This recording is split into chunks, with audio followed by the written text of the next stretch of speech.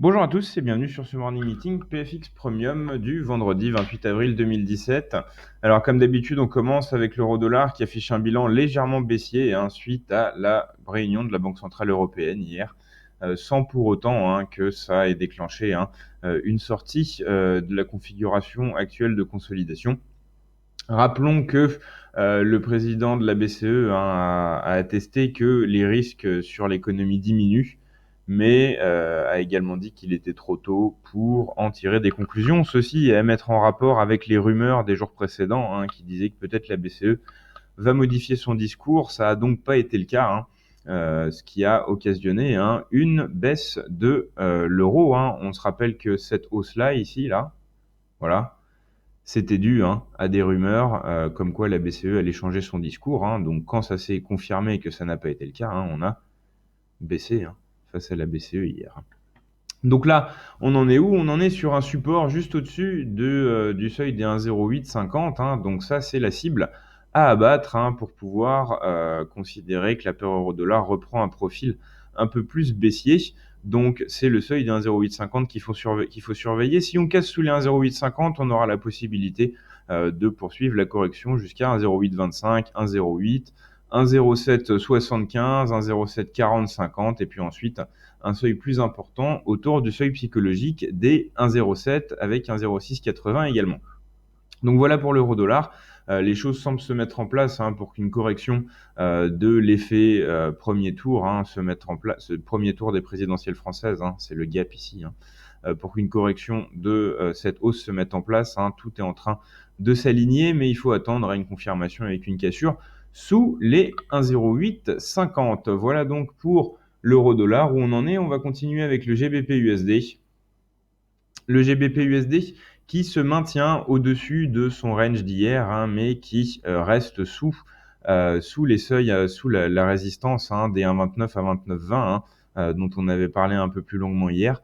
Donc pour l'instant, la récente sortie du range, voilà, que je montre ici, c'est toujours possible que ça soit qu'une opportunité de vente.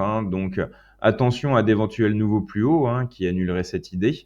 Mais là, tant qu'on n'arrive pas à dépasser les 1,29, 1,29,20, il est possible que les baissiers reprennent la main sur le GBP-USD et qu'on retourne au sein du range sous les 1,2860 avec la possibilité de descendre sous les 1,28. Là, pour l'instant, on a le GBP-USD qui est au-dessus de 1,29, donc à très très court terme.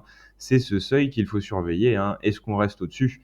Et dans ces cas-là, pour l'instant, on ne mettra pas en œuvre de scénario baissier.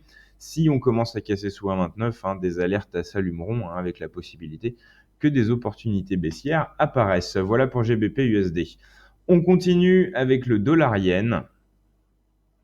Le dollar-yen qui consolide. On voit qu'on a sur les derniers jours. Voilà. Ce qui ressemble nettement à une consolidation avec le seuil psychologique des 111 en support. On n'arrive pas vraiment à marquer de nouveaux sommets et on a également un support. Donc là, c'est aussi un peu une configuration dans laquelle on serait plutôt en attente d'une correction. Là, il faudrait casser sous le seuil psychologique des 111 et idéalement marquer des plus bas sous 110,88 pour pouvoir gagner un peu en traction baissière. Mais là, c'est à ce stade la baisse qui semble être privilégiée avec la paire qui a du mal à aller chercher de plus en plus haut et avec un support sur lequel on est actuellement assis. Donc voilà pour le dollar yen. On va voir ce qui se passe du côté de l'or maintenant. L'or, voilà, qui reste toujours au-dessus des 1260. On en parle depuis lundi de l'or. On dit que la baisse est tentante. La baisse s'est réalisée. On est plutôt sur pression baissière sur l'or. Mais on avait mis en lumière les risques de blocage de la baisse sur les 1260 à cause de cette ligne de tendance que vous voyez ici et à cause de divers points de contact sur le seuil des 1260. Donc là, on a un support crédible pour l'or, une zone de support crédible constituée de plusieurs indicateurs, des résistances de court terme, le seuil psychologique des 1260, la ligne de tendance haussière. Tout ça, ça fait un peu beaucoup pour miser sur une cassure nette Par contre, si on arrive à casser sous les 1260, là, effectivement, peut-être une relance, une accélération de la baisse. Pour l'instant, on est trop proche d'un support important pour miser sur la baisse et aucun signe ne permet pour l'instant de miser sur la hausse. Donc on reste en observation sur l'or. J'en profite pour rappeler qu'on est en fin de semaine, on est dans la journée de vendredi. Le trading est plus délicat en tout début de semaine et en toute fin de semaine, alors prudence.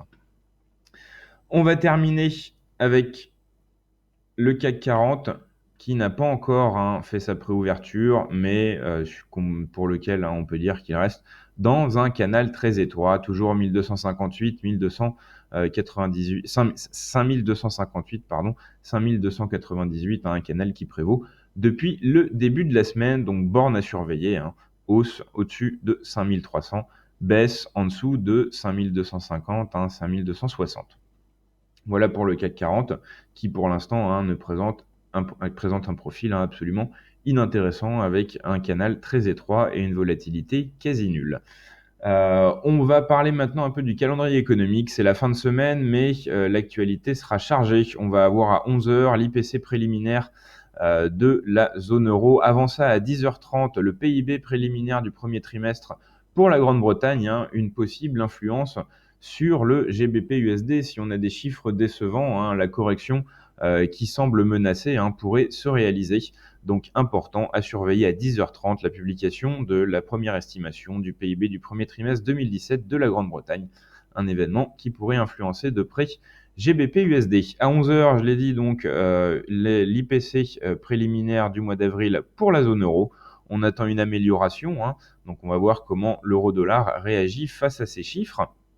Et cet après-midi, aux États-Unis, on va avoir à 14h30 également la première estimation du PIB du premier trimestre 2017. Là, on attend un ralentissement aux États-Unis. On va donc voir tout ceci sur quoi ça débouche, avec ensuite à 15h45 l'indice PMI de Chicago et à 16h l'indice de confiance des consommateurs de l'Université du Michigan. Donc une journée chargée, je résume encore une fois. 10h30 PIB préliminaire de la Grande-Bretagne, possible influence sur GBP-USD. 11h IPC préliminaire de la zone euro, possible influence sur euro-USD. 14h30 PIB trimestriel des États-Unis. Également, possible influence sur euro-USD au premier plan. Ensuite, 15h45, une autre statistique américaine importante, indice PMI de Chicago. Et 16h, indice de confiance des consommateurs selon l'Université du Michigan, toujours pour les États-Unis. Des statistiques qui seront donc susceptibles de générer une dernière journée de la semaine animée.